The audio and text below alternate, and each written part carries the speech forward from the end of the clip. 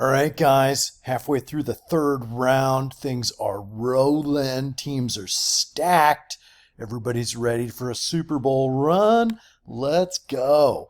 Gonna get to the gym, get to lunch with the Mama Sita, uh, my wife. That's a weird thing to say.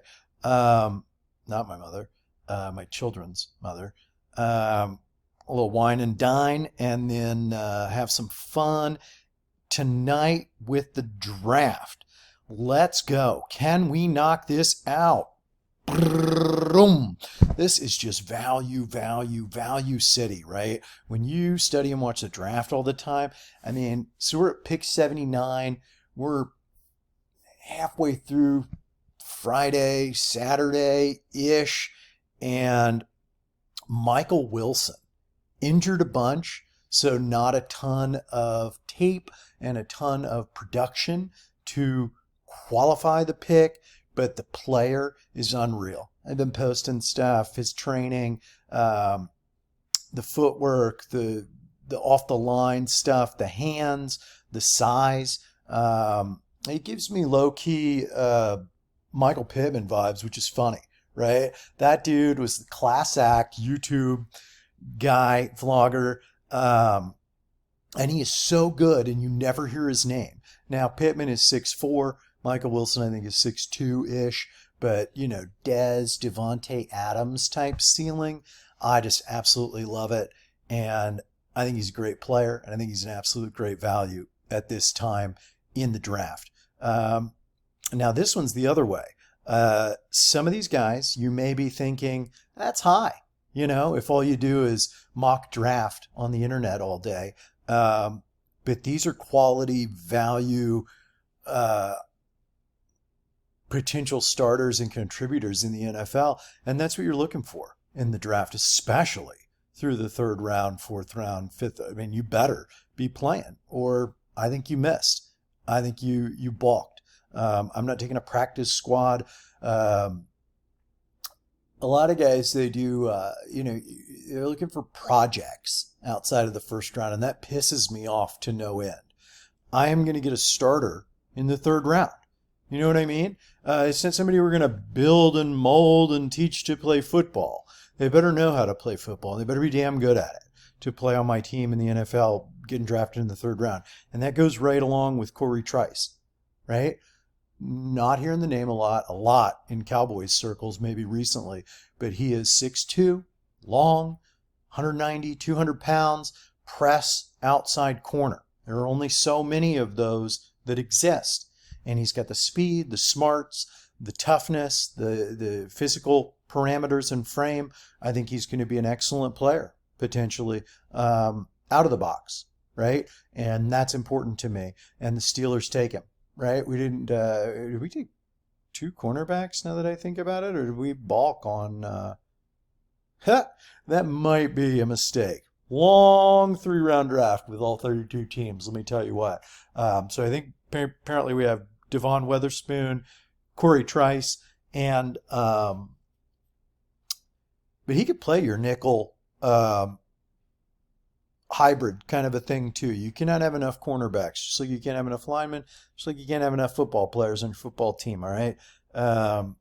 Same thing here. Marvin Mims, criminally underrated in draft consensuses, but you talk to people who know, and the dude is amazing at the game of football.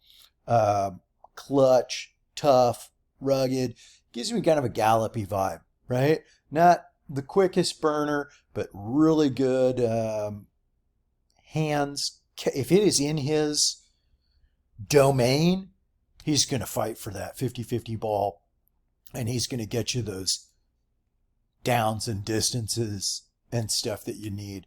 Came from Oklahoma, came from Dallas, Frisco area, so I'm a huge fan, and I love the kid, and I think he's going to thrive. Be fun to see him in CD play or whatever, and I hate the Sooners, right? But since half their players are Texas kids anyway, it is what it is, right? I'm just kidding. It's all love. I got a lot of family in Oklahoma. Basically Texas north of the Red River, am I right? Bucks, just a solid draft, right? Anthony Johnson Jr.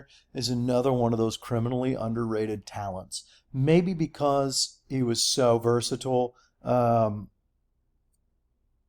and used a lot of different ways that you can't just pin him to one position or thing. But if you'll notice, that's kind of what I've done with a lot of the safeties, because as the game moves to like a, you know, 5-1-6, 6 DBs out on the field, 3 safeties out on the field. You need a guy who can wear a lot of hats and do a lot of things for you, and I think Anthony Johnson Jr. can do that. He's got the length, the range, the speed, the smarts, the ability, can come down and lay the wood. I think he's a good player. I think he'd look good in a Bucs uniform. Respect. Anthony Bradford is a guard, so we are taking another interior offensive line. So we're interior D, interior D, flex to edge, and speed rush package, and then 2 interior guard players. So we had a good defense. Our offense over-delivered with Geno, my man. Love to see a comeback story. And now you're just stacking the big guys and the walls on the defensive side and the offensive side, and that feels right. I haven't done a ton of Anthony Bradford tape. For whatever reason, not a lot. And obviously I didn't really watch LSU struggle through last year. But Cowboys insiders and stuff really like him. And apparently he's a little beefcake, ground and pound dude on the inside for you there. So we'll see. I should go back and take a peek, see if the footwork and the little things are there. But I think the beef and the demeanor and the attitude and the potential is definitely there for him to make an impact. BJ Ojulari, right? Maybe a first round type edge guy. For me, he's just undersized. And watching his brother for the Giants, the size shows up, right? The speed, the skills, the want is all there. But is he big enough to really play that premier edge position in the NFL? I do not know. But again, didn't watch a lot of LSU tape. They're kind of dog.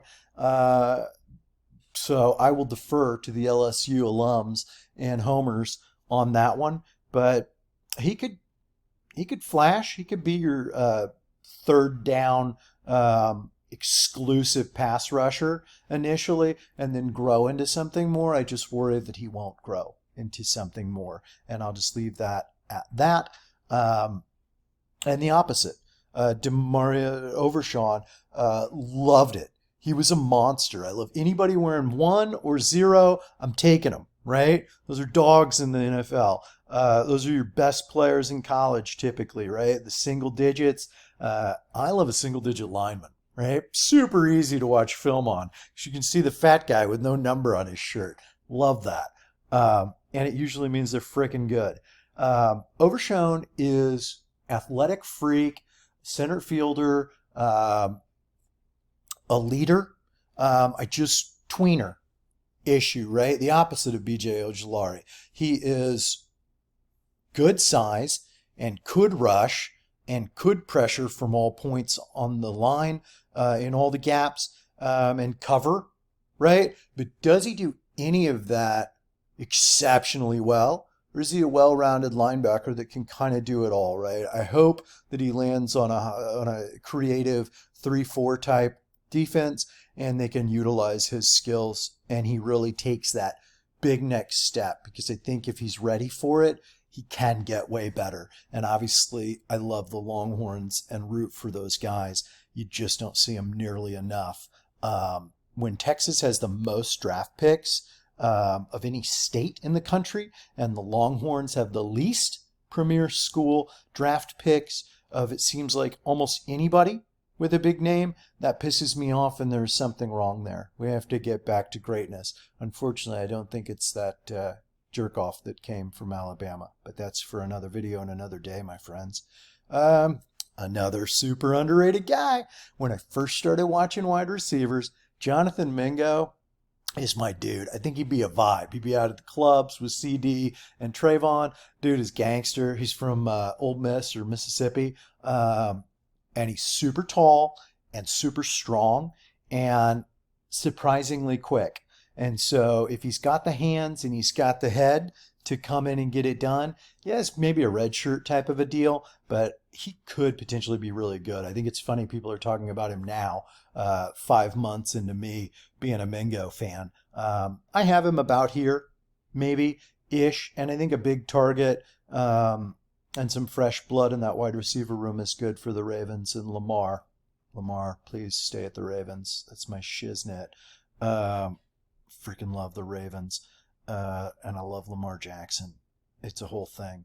And then this is probably my number one sleeper wide receiver that nobody is talking about. I actually got to him on the draft show yesterday. I was cracking up a day before the draft. The rabbit's out of the hat. A.T. Perry I was trying to understand what I was missing. Why is he not a huge coveted item? 3rd round, cheating.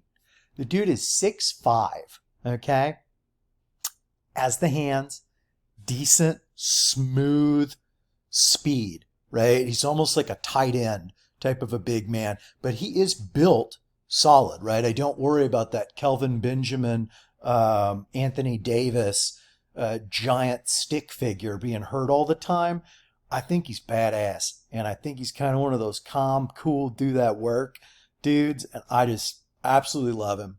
At least watch some highlights, because I think he's awesome, and I think in the right situation, I don't want him to go anywhere to have his career die, but Justin Jefferson, your superstar, and A.T. Perry could be your T. Higgins on the other side, and that, to me, that's cooking with gas, baby.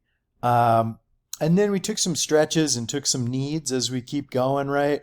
Scruggs is a center, and Penn State was good, and he's a good leader, cerebral, not a physical specimen by any stretch, but I think some good coaching, and he could be a good center for you. I really do.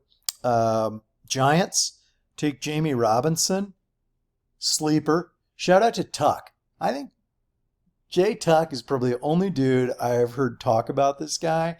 He's good. Spider monkey type stuff, the look, the feel, the awareness out in the back, roaming, and I think he can come up and put a hurting on teams and fill those gaps and lead the back end of a defense, and I respect that, and I dig it. And that gets us to the last pick of the Cowboys, boys and girls. Gervon Dexter Sr. is a monster. He should not move with the athletic balance and grace and speed that he does at 330, 340 pounds. Okay. And that's what I want in my 3rd round and my nose tackle to learn and grow behind Big H for the Cowboys. I think that is just what we need.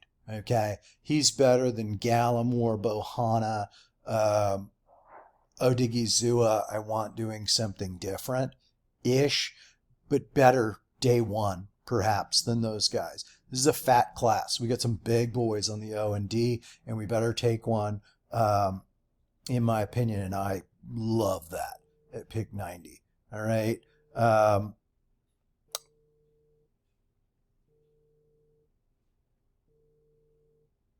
Draft, baby.